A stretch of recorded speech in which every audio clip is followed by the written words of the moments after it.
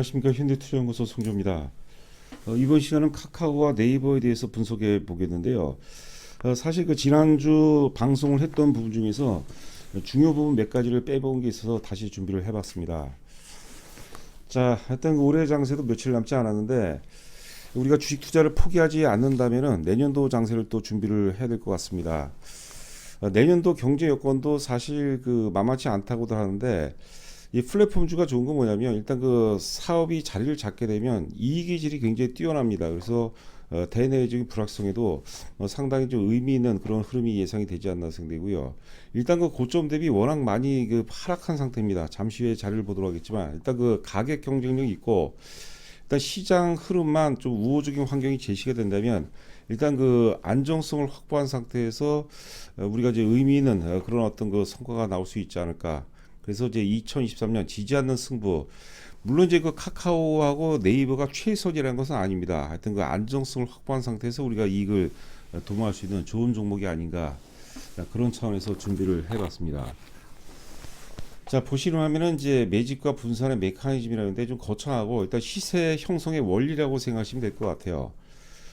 자, 지금 그림 보시면 이제 그 좌측에 보시면은 이제 우하단으로 이제 하락세를 이제 보이고 있죠. 이게 우리가 파동론으로 본다면 이제 하락 C파라고 그러는데 하락 C파 마지막에는 이제 투매가 나오는 게 이제 일반적입니다.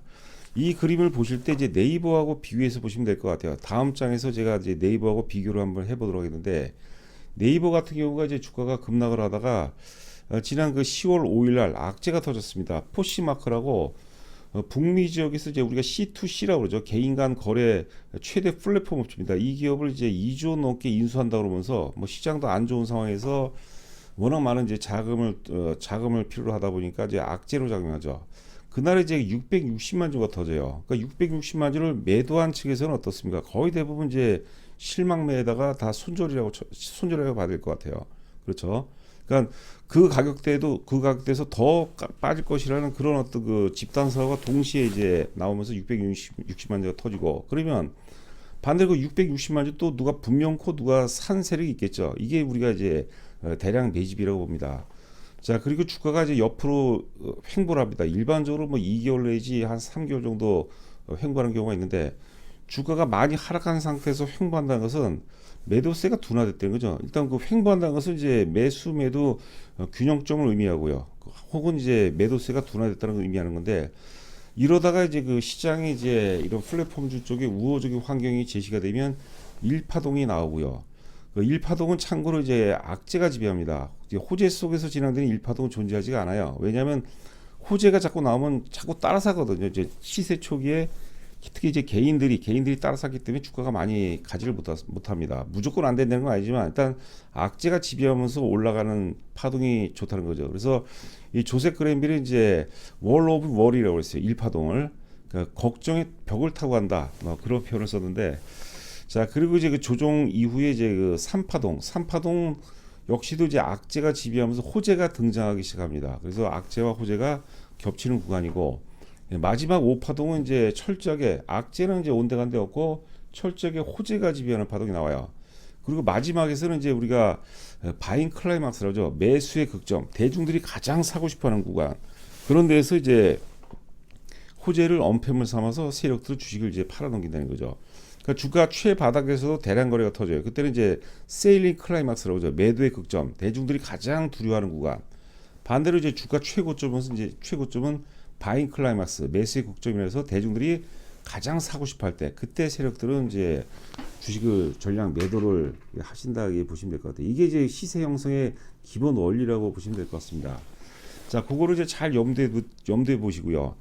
지금 이제 보시는 화면이 네이버의 이제 주봉 차트입니다. 보시면 이제 46만 원서부터 15만 원대까지 주가가 급락했는데 마지막에 10월 5일이었죠. 앞서 이제 봤죠. 10월 5일 날 이제 포시마크를 인수한다 그런 얘기가 나오면서 660만 주가 터져요. 그러니까 팔고 싶은 세력은 다 팔아버릴 거죠. 반대로 그 포시마크 인수라는 그 초메가토크 악재를 은폐물 삼아서 누가 매집을 하죠.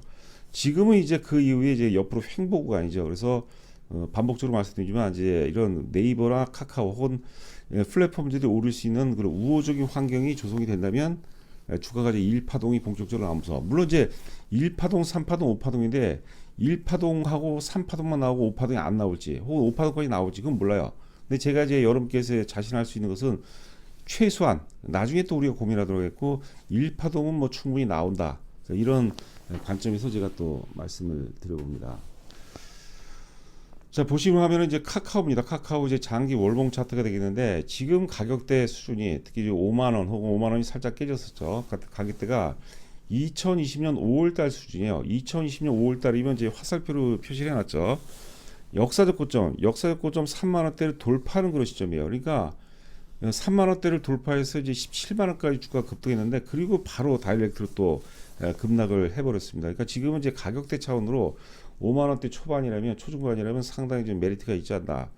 자, 그런 차원에서 말씀드렸습니다. 이게 사실 우리가 흔히 말하는 성장주들 있죠.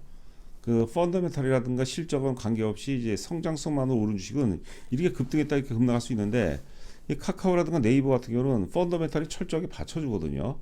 그렇죠. 카카오가 지금 PBR 한 2.0배, 네이버 같은 경우 1배 초반 정도밖에 안 돼요. 그러니까 성장주이긴 하지만 또 가치주 차원으로 우리가 접근해 볼 필요가 있지 않나 생각됩니다.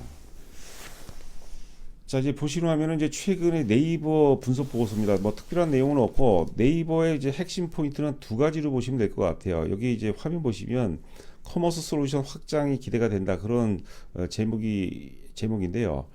여기 이제 올해 12월서부터 NFA 본격화. NFA라는 게 이제 네이버 풀빌런트 얼라이언스라고 해서 우리가 이제 저도 개인적으로 요즘에 예전에는 뭐 인터파크라든가 이런 다양한 어떤 그 인터넷 그 쇼핑을 했었는데 지금은 뭐 특별한 게 없으면은 제가 네이버에서 주로 이제 구매를 합니다. NFA라는 건 뭐냐면 네이버에서 이제 포장이라든가 그다음 발송 이런 일괄 서비스를 제공한다는 거죠. 그 제가 보기에는 배송 기간이 조금 긴 것 같은데 이런 것들이 이제 많이 좀 보강이 되지 않나. 이게 이제 핵심이라고 봐야 될 것 같고 두 번째는 이제 그나마 이제 네이버가 일본에서 상당히 이제 성공적으로 일본 시장에 진입을 했죠. 그래서 내년에 이제 일본 쇼핑 검색 솔루션을 또 출시하면서 성장성에도 상당히 일조할 가능성이 높지 않을까 생각됩니다. 이 쇼피파이라는 것은 쇼핑화라는 얘기겠고, 그다음에 얘기고 추후에 이제 BM이라는 게 이제 비즈니스 모델을 이제 강화시킬 것으로 이제 예측이 된다. 영업이익 보시면 이제 2020년도에 1조 2천억, 그다음에 이제 2021년에 1조 3천억, 올해 예상도 1조 3천억. 지금 이제 올해 여러분들 한 해만 놓고 보시면 얼마나 사실 그 불확실성이 큽니까? 그런 가운데도 1조 3천억대 영업이익을 전년도 수준 혹은 그 전년도 수준을 넘어선 거, 이 정도 수준을 유지한다는 것은 대단한 어떤 그 안정성이라고 봐야 될 것 같습니다. 자, 보시는 화면은 이제 카카오입니다. 카카오도 이제 두 가지 포인트가 이제 핵심입니다. 카카오 같은 경우는 이제 그 최고의 커뮤니티 플랫폼이죠. 뭐 독보적이죠, 사실. 우리 일상이 이제는 뭐 카카오가 없이는 뭐 사실 일상이 워낙 뭐 불가능할 정도로 지금 비중이 높아지는데 상대적으로 카카오톡을 통한 어떤 매출이라든가 수익성 확보는 좀 안 된 것 같아서 최근 이제 카카오 보고서 보면은 카카오톡 그게 사실 출발점이 되죠. 카카오톡을 통해서 이제 어떤 그 사업을 확장하고 이제 수익 모델을 새롭게 이제 만들겠다 이게 이제 핵심인 것 같고 두 번째는 이제 그 보시는 내용입니다. 협상력 이른 개발자 편한 2023년인데 지금 카카오는 이제 우리가 영업 비용 중에서 인건비가 차지하는 비율이 27%입니다. 27%. 그래서 어떤 그 뭐 임금을 뭐 인건비 부담을 축소시킨다는 거죠. 직원분들한테 좀 안 됐지만 그 얘기 들어보니까 그 카카오가 사실 그 급여 수준이 굉장히 또 높다고 얘기하니까요. 자, 그 인건비 부담을 축소시키면서 이제 또 매력적인 투자처다 이렇게 나오는 이제 보고서가 되겠습니다. 2019년에 영업이익이 이제 2,070억에서 2020년 4,500억이죠. 500억이죠. 그리고 5,950억. 그러니까 이 구간에서 주가가 이제 퀀텀 점프를 한 거예요. 3만 원대를 돌파해서 17만 원까지 왔었고, 그다음에 올해 예상은 이제 5,490억 혹은 뭐 5,700억대까지 나오는데 이게 지난번에 이제 화재죠, 화재 부분을 이제 이번 올해 년도에 이제 반영시키면서 이제 이게 좀 차이가 좀 있는 것 같습니다. 여하튼간에 이제 5천억대 유지가 가능하고 내년도 예상 영업이익 8천억대를 보고 있는데 그러니까 이제 영업이익 증가율로 보면은 이제 사실 네이버보다는 훨씬 낫죠. 그러니까 안정성의 포인트를 먼저 맞추고자 하는 분들은 네이버가 나을 것이고 난 수익성이라든가 좀 성장성의 포인트를 맞추겠다 그러면 뭐 카카오 비중을 좀 더 두는 것이 맞지 않을까 생각합니다. 자, 지금 이제 보시는 화면은 위에가 이제 카카오가 되겠고요. 아래가 네이버입니다. 이 보시는 화면에 이제 그 삼성증권 보고서입니다. 삼성증권 동일한 증권사에서 이제 그 지금 카카오와 네이버를 어떻게 보는지 살펴봤습니다. 자, 매출액은 큰 차이가 없습니다. 올해 기준으로 보면 이제 카카오가 이제 7조 1천억, 7조 한 2천억 정도, 그다음에 네이버가 이제 8조 1,600억이니까 매출은 큰 차이가 없는데 영업이익이 이제 카카오가 5,700억, 그리고 네이버가 이제 1조 2천억, 1조 한 3천억 정도 되죠. 거의 뭐 더블이 나죠. 그러니까 당연히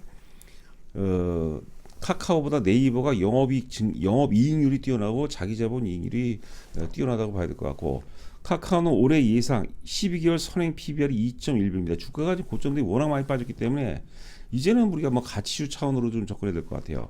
네이버도 주가가 뭐 반토막에서 빠졌기 때문에 보통 이제 2배, 3배 수준에서 1.1배까지 갔습니다. 그러니까 지금 뭐 네이버도 그렇고 카카오도 그렇고 그 플랫폼주의 어떤 우리가 그 안정성을 바탕으로 충분히 또 성장성도 도모할 수 있기 때문에 가격 메리트도 또 충실하고요. 우리가 매수 관점으로 좀 접근해 볼 필요가 있지 않나 생각됩니다. 보시는 화면에 네이버 일봉 차트가 되는데 지금 좀 화살표 표시가 돼 있죠. 여기 대량 거래가 터졌는데 포시마크 인수가 나오면서 발표가 되면서 2조 3천억 정도가 들었다고 그러죠.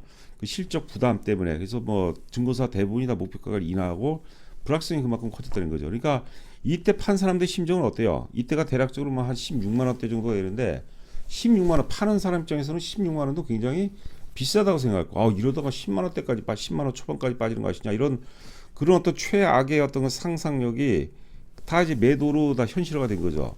반대로 그런 악재도 불구하고 660만 주를 산 세력이 있을 거예요. 그러니까 악재를 은폐물 삼아서 주식을 매집을 하고 호재를 엄폐물 삼아서 주식을 이제 분산한다. 이게 이제 뭐 조셉 그랜빌 이론인데 어떤 시세 형성 기본 어떤 그 메커니즘, 기본 원리라고 이제 보시면 될 것 같습니다. 자, 그리고 옆으로 횡보하다가 주가가 이제 점차적으로 저점을 높이고 있는 그런 구간이죠. 여하튼간에 시장 분위기만 이제 플랫폼주 쪽으로 플랫폼주의 이제 우호적으로 작용한다면 상당 부분 좀 좋은 흐름이 예상이 되고 있지 않나 생각이 되고요. 자, 이번에 이제 카카오입니다. 카카오 보시게 되면 이제 지난 10월 17일이었죠. 여러분들 다 기억나실 거예요. 그 화재 사건이 터지면서 화재가 터지면서 이제 사상 초유의 카카오 먹통 사태가 이제 발생이 되죠. 뭐 국회에서 출석이 나가서도 이제 질의응답을 할 정도의 악재였는데, 근데 주가가 워낙 많이 빠진 상태예요. 17만 원대에서 뭐 5만 원이 깨지고 4만 6천, 장중 최저점이 이제 4만 6,500원까지 빠졌는데, 근데 엄청난 악재도 불구하고 주가 별로 안 빠지죠. 거래가 제법 터졌습니다. 그러니까 악재 상당 부분이 소멸됐다고 보는 거죠. 그러니까 악재가 소멸한 게 아니라, 죄송합니다, 매도세의 상당 부분이 소멸됐다는 것을 의미해요. 자, 그리고 대량 거래와 함께 이제 갭상승을 출발하는데, 이때 사실 어찌 보게 되면 너무 거래가 많이 터졌어요. 너무 거래가 많이 터지게 되면 사실 그 에너지가 좀 급격하게 소진되는 거 있거든요. 그런 차원 정도로 좀 우리가 뭐 이해해 볼 필요가 있지 않나 생각합니다. 주가는 좀 요즘에 최근 시장 흐름과 마찬가지로 질척질척 되는데, 자, 제가 지난번에도 말씀드린 것처럼 이제 우리나라 증시, 특히 이제 그 성장주, 기술주들은 나스닥 증시하고 흐름을 같이 합니다. 우리 코스피도 그런 것 같아요. 우리 증시가 유달리 사실 나스닥 증시하고 이제 동조하는 경우가 있는데, 최근에 이제 뭐 테슬라라든가 아마존이라든가 이런 그 나스닥 기술주들 보면 뭐 신저가가 계속 나오고 있는데요. 뭐 주가가 여기서 추가적으로 빠진다 하더라도 워낙 역시 그 많이 빠졌기 때문에 기술적 반등이 좀 임박했다고 봐요. 최소한 뭐 기술적 반등이라도 임박했다고 그러는데, 나스닥이 좀 강하게 이제 반등을 본격화해 준다면 이런 플랫폼주들 역시 상당히 양호한 흐름이 기대가 되지 않나 생각합니다. 자, 그리고 이제 회원 모집 관련해서 지금 이제 납회가 얼마 남지 않고 프로모션 기간도 저희가 12월 30일까지입니다. 이게 지나면은 이제 프로모션은 없습니다, 여러분들. 최근에 이제 그 문자로 이제 문의 전화를 많이 하는데, 그냥 편하시게 전화 주셔도 상관없어요. 그리고 문자로 남기시면 제가 또 편안한 시간에 자세하게 말씀드리도록 하겠습니다. 저희가 이제 원래 1년에 이제 500만 원이요. 6개월에 400만 원이고, 근데 1년에 200만 원이고, 최근에 보면 또 이제 소액 투자하신 분들이 또 좀, 전에 110만 원, 6개월을 안 했었는데, 좀 저렴하게 좀 가입하고 싶다고 하셔서 제가 6개월에 110만 원에 또 하기로 했습니다. 그러니까 뭐 1년이 아니더라도 하여튼 6개월 먼저 해보시고, 소정의 성과가 나오고 믿을만 하다 하면은 이제 같이 함께 하는 것도, 어차피 혼자 하는 것은 만판치가 않습니다. 저희가 100% 정답은 아니더라도 그래도 나름대로 좀 합리적으로 운영하기 때문에 뭐 반드시 또 좋은 결과로 이루어질 수 있도록 최선을 다할 거고요. 입금하시게 되면 입금자 조남하고 보유 종목을 다 보내주시기 바랍니다. 그 보유 종목을 제가 진단을 해드리거든요. 뭐 나름의 어떤 그 최고의 어떤 포트폴리오 구성해드리도록 하겠습니다. 자, 이제 법인 계좌가 있고 이제 전화번호가 있습니다. 법인 계좌 입금하시고 입금자 성명하고 보유 종목 수량까지 보내주시면 제가 또 상사에게 답변을 해드리도록 하겠습니다. 자, 남은 시간도 건승하시 기 바랍니다. 감사합니다.